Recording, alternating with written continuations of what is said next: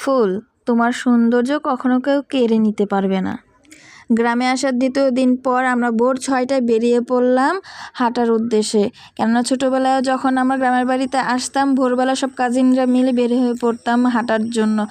আর আজকে আমরা এই কুয়াশার সময় বেরিয়েছি আমাদের জমি দেখার জন্য, কেননা আমরা কখনোই সেই জমিতে যাইনি।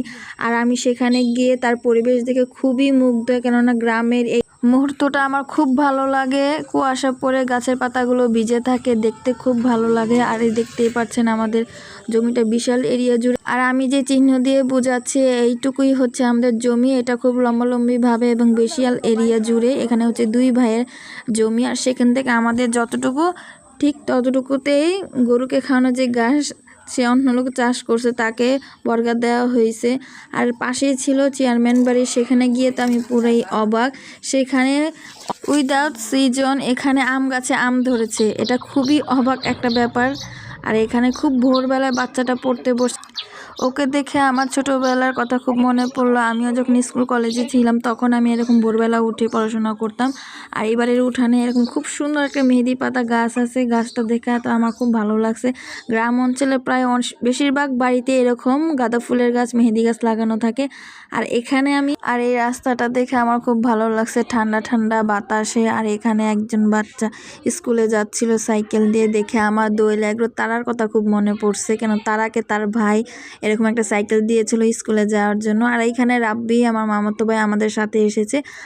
শীতের দিনে গ্রাম অঞ্চলে ধান ক্ষেতের পরিবেশটা দেখলে খুব ভালো লাগে, বিশেষ করে এরকম বিশাল এরিয়া জুড়ে যখন কোনো জমিতে ফসল বনে সেটা তার ভিউ দেখতেই অসাধারণ লাগে। ভোরবেলায় আমরা বাসা থেকে বেরিয়েছিলাম, আমরা ছোটবেলায় এরকমই করতাম। আর এখানে আমরা ব্রিজের এখানে চলে আসছি চিতই পিঠা খাওয়ার জন্য, সেই ছোটবেলার মেমোরিকে স্মৃতিচারণ করার জন্য। আর সেখানে আমরা নাস্তা পানি করে সকালে 11টার দিকে সবাই চলে যাই নদীতে গোসল করার জন্য। আর এই নদীতে আমাদের অনেক স্মৃতি জড়িয়ে আছে, কেননা আমরা সব কাজিনরা মিলে আগের ছোটবেলায় এইভাবে গোসল করতে আসলাম। আর আজকে মিজানের বাবা মিজান আমরা সবাই এসেছি, এবং শীতের বেলায় নদীর পানি খুব টলটল করছিল, তাই আর তর সইছিল না, সবাই নেমে পড়লাম। এবং সবশেষে আমরা বিকালবেলা শাহী-রানী মাজারে ঘুরতে গিয়েছিলাম।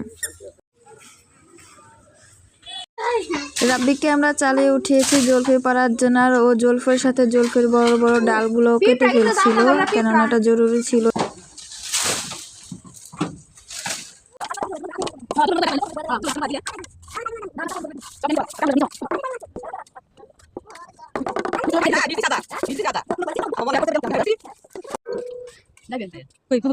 ইভানকে মাটিতে বসিয়ে দেওয়া হয়েছে, কেননা ওকে সবসময় কোলে কোলে রাখা হয়। আর গ্রামের বাড়িতে এসে বাচ্চারা যদি মাটিতে বসে না খেলে তা কি আর হয়। ইভান কোনোভাবে তার খেলা রেখে কোলে আসতে চাচ্ছে না, কারণ ও মাটিতে বসে খেলে খুব মজা পাইছে, তাই আর ওকে সহজে মাটিতে রাখা হয় না। আর তার পরের দিন আমি ঢাকায় চলে আসি, আমারও ছুটি শেষ হচ্ছিল আর মিজানের বাবারও কাজে যাওয়ার সময় হচ্ছিল, তাই আমরা চলে আসি। তো জানি না আবার কবে আসবো গ্রামের বাড়ি, তবে খুব আগ্রহে আছি যেন খুব শীঘ্রই আমাদের আসার সময় আসে।